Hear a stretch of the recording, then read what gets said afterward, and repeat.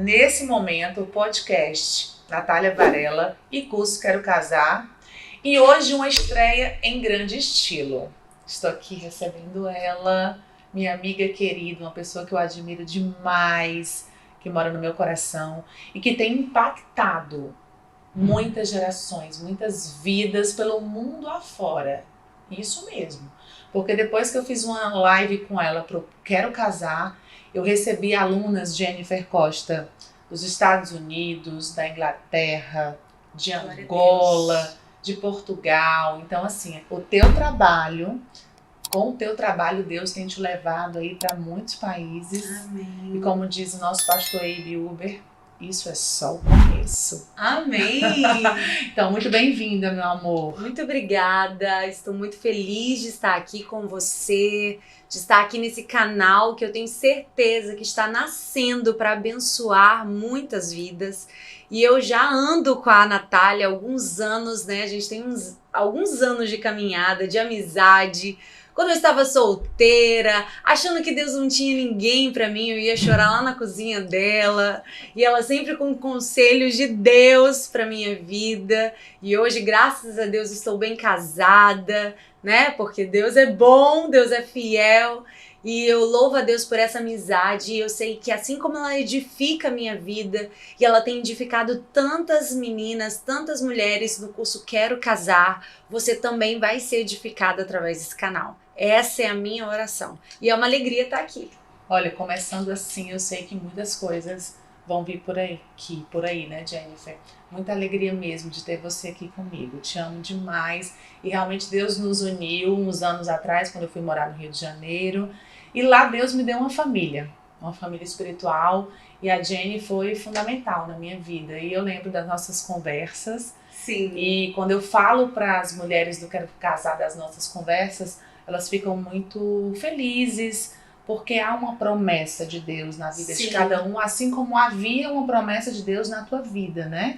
Então eu queria que a gente falasse sobre isso hoje. Como é que foi essa espera pelo casamento? Quais foram os momentos mais difíceis? Como é que você superou esses momentos? Porque você já era muito envolvida na obra, né? Já, sempre fui. E esse envolvimento te ajudou demais. Me ajudou muito. Mas eu acho que tudo tem que ser com muito equilíbrio. Por quê? Eu vivi uma decepção amorosa muito grande e o que eu fiz foi me entregar 100% na obra de Deus. Mas cuidar de vidas, discipular, em questão assim de um ano, eu fui para 30 células. Eu tinha uma célula, fui para 30 células. Então imagina o crescimento, foi um boom mesmo. Eu vivi um boom no meu ministério. Mas teve uma hora que isso já passou do limite, porque a gente também não pode esquecer e de cuidar da gente. Às vezes a gente quer tirar essa responsabilidade, a gente tá tão ferido, tão machucado às vezes por alguma decepção e a gente quer cuidar do outro e às vezes a gente não para cuidar de nós. E eu vivi essa fase, porque tudo tem que ser o equilíbrio. A Bíblia diz para você não ser demasiadamente justo nem demasiadamente injusto. Por quê? Nós temos que andar em equilíbrio. E isso é muito importante. E nós temos que nos dedicar à obra de Deus de uma forma equilibrada. Porque se você fizer a obra de Deus sem Deus, não adianta nada. E aí eu já estava numa fase que eu já estava mal, eu estava engordando. As pessoas falavam pra mim, Jennifer, eu nunca vi você passeando, você não vai no cinema, você não cuida de você. E aí eu falei assim, nossa, é verdade. Eu não tenho tempo pra mim, eu só tô visitando célula. Eu saía do meu trabalho 10 horas da noite, 10 horas da noite eu ia visitar uma célula. Um ativismo mesmo. Ativismo espiritual. Porque tudo é o equilíbrio. Você não pode viver um ativismo espiritual e esquecer de você. Esquecer do seu tempo de qualidade com Deus. E pra mim, o grande divisor de águas não é o ativismo. Não é você estar enfurnada numa igreja. Mas é você ter um tempo com Deus de qualidade. Você não pode abrir mão do seu tempo com Deus. Porque aquilo que você busca em secreto, Deus fará questão de dar publicidade àquilo que você pediu no secreto. E o segredo da minha vitória foi quando eu entendi que eu precisava parar um pouco, respirar e cuidar da minha vida. E foi um período, Natália, de muita busca a Deus. Então eu acordava às madrugadas para orar, eu fazia jejuns, eu convidava amigas para ir para minha casa. E assim foi um tempo de eu cuidar de mim também, porque isso é muito importante. E como uma mulher que está esperando em Deus, eu também tive meus medos. Eu também achei que nunca ia casar. Eu olhava para os lados, achava que não tinha ninguém. Eu era na verdade, eu sou de uma das maiores igrejas do Rio de Janeiro. Eu ministro louvor, ou seja, eu estava sempre no púlpito, gravava os vídeos da minha igreja também. E eu olhava do púlpito assim para a igreja e falava, gente, não tem ninguém aqui que eu possa olhar e dizer, nossa, interessante. Então aquilo me dava uma aflição, uma igreja imensa, o culto lotado. E eu olhava para um rapaz que eu dissesse, nossa, interessante. Então eu falava, meu Deus, não tem homem para mim, não. E isso batia um desespero em mim. E é importante compartilhar isso, porque às vezes quem olha a minha vida hoje, bem casada, pensa que foi simples, mas não sabe as aflições que eu tive nesse processo. Mesmo sendo de Deus e mesmo muito engajado nas coisas de Deus. Exatamente, né? Exatamente. E ali, em meio a esse medo, a esse pânico, eu falei, Deus, eu vou focar naquilo que o Senhor um dia liberou pra mim. E as promessas de Deus, elas são reais. E eu me lembro que nas minhas orações eu falava, Deus, o Senhor disse que eu vou ter uma família. A palavra de Deus diz que não é bom que um homem ande só.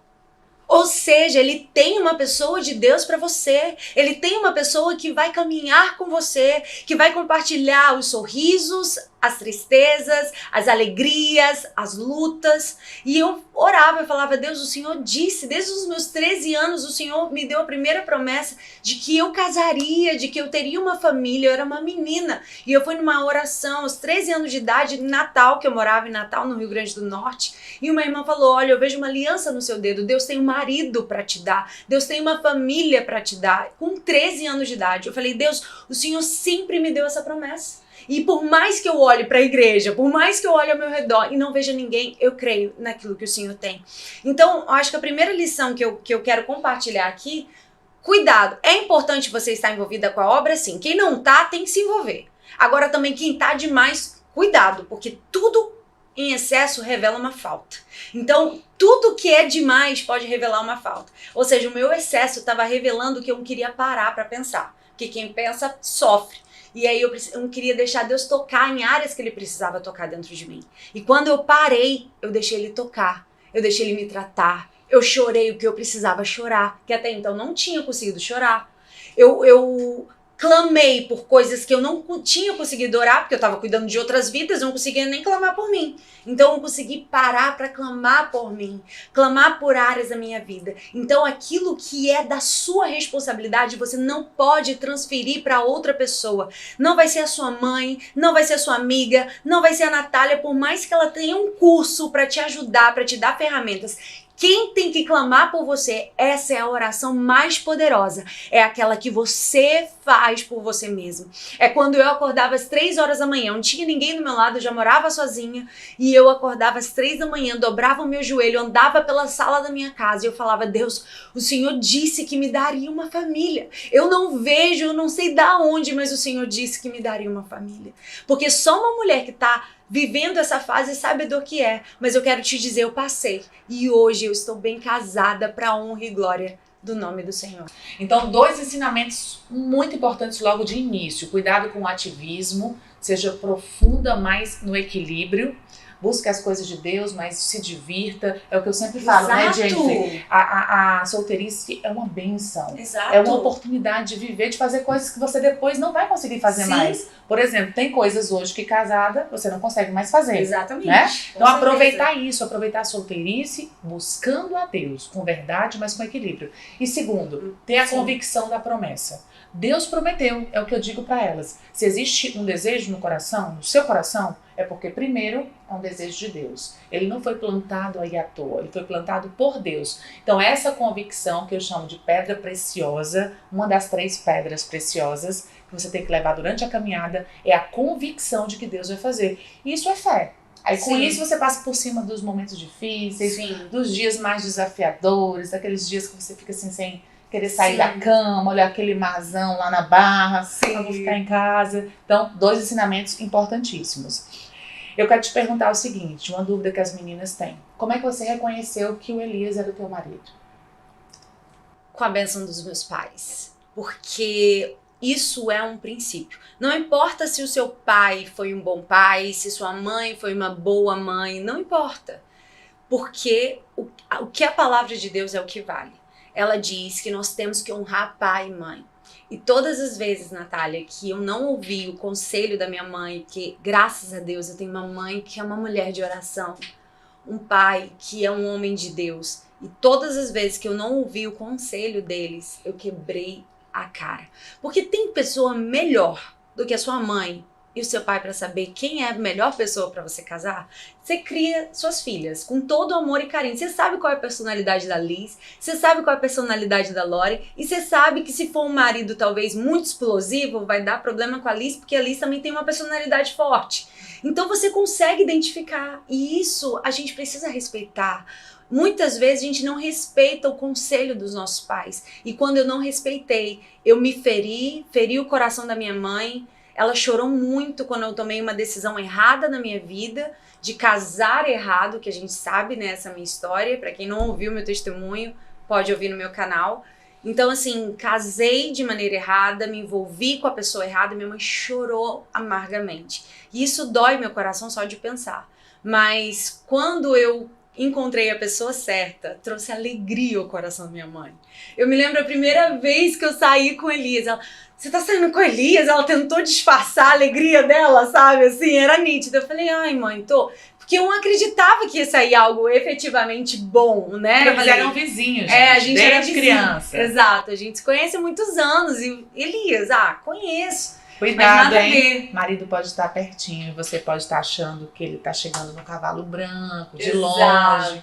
Exato. Fica a dica. Exato, às vezes está mais perto do que você imagina. Então esse coração da tua mãe, essa confirmação foi fundamental. Fundamental. Você avaliou as características que eu ensino no curso? Você tinha feito a listinha das características do marido e comparou com Elias? Então, a minha principal característica era um homem de caráter. Porque uma coisa que eu prezo é um homem de caráter e um homem que ame a Deus muito mais do que a mim. Então, assim, na verdade são duas características, né?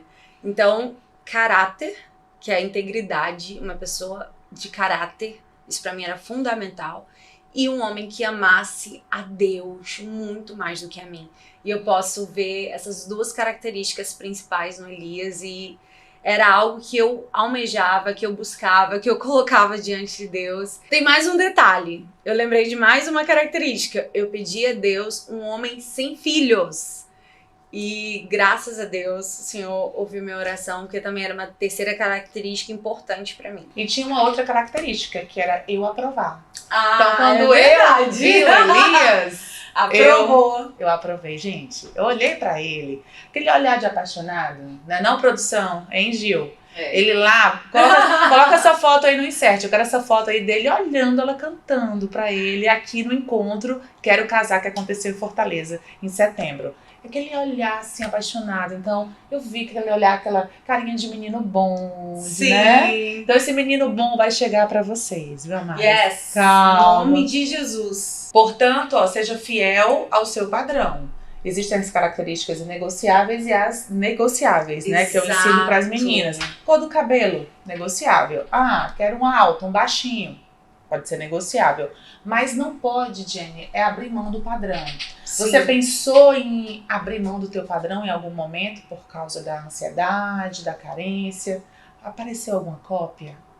Apareceu. Elias, não assiste essa parte, não, ok? Mas ele já sabe, apareceu. Muito cuidado com as cópias, Exato. Né? Dá pra cair com as cópias. Quase cai, Eu orando, mas eu pedi a Deus pra blindar meu coração. E isso foi pra mim fundamental. Então, mulheres, pede pra Deus blindar o seu coração. Deus, não deixe eu me apaixonar por aquele que não é de Deus pra minha vida. E quando a cópia aparece, tá perto, né, do original? Tá perto. Te garanto! Então, meninas, cuidado com as cópias, verifica o padrão, pra não errar. Porque você tem a oportunidade agora, como Quero Casar, com essa entrevista, com os testemunhos, de não errar. Porque o desafio não é casar, o desafio é casar certo. E hoje casada, Jenny, qual a importância de você ter se preparado para esse casamento? Diferente do primeiro, que foi aquela coisa sem preparação, sem a bênção dos pais. Hoje, quando você tem algum conflito no casamento, você verifica mesmo, você consegue perceber essa importância de ter sido algo bem preparado, bem diferente da primeira vez? Sim, porque a gente tem uma convicção, acima de tudo, que foi Deus que nos uniu. Eu olho pra ele e eu cantei isso no meu casamento, que ele é o meu Isaac. Eu acredito que ele é a pessoa de Deus pra minha vida. E quando vem os conflitos, porque sabemos que casamento vai ter, né, os conflitos, a gente tá se ajustando, essa convicção vai fazer uma grande diferença na sua caminhada, porque você vai olhar pra ele e vai se lembrar, foi Deus que me deu, foi Deus que deu o meu marido. Então você consegue seguir a sua jornada mais tranquila. É porque aquele que começa a boa obra vai terminar. Exato. Mas vocês brigam? Porque eu não vejo vocês brigando. A gente tem divergências de opiniões em algumas coisas. A Jenny prevalece sempre. Ai, amor, a gente vai ganhando, né? Mas é muito importante. Mas às vezes a dele prevalece, tá? É?